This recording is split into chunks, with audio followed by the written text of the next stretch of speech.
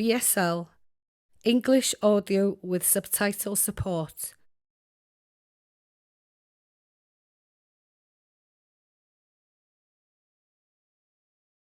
Smallest house in Great Britain, Lower Gate Street, Conwy.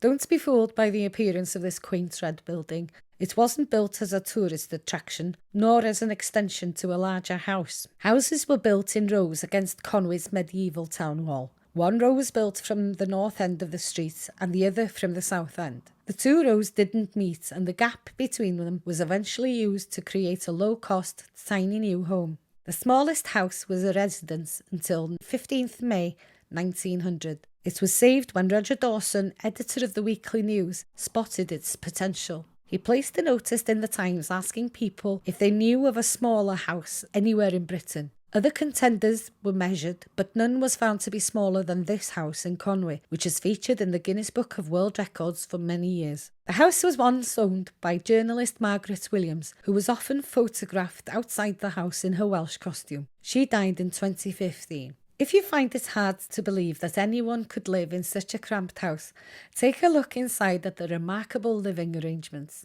You'll be amazed when you learn who used to live here.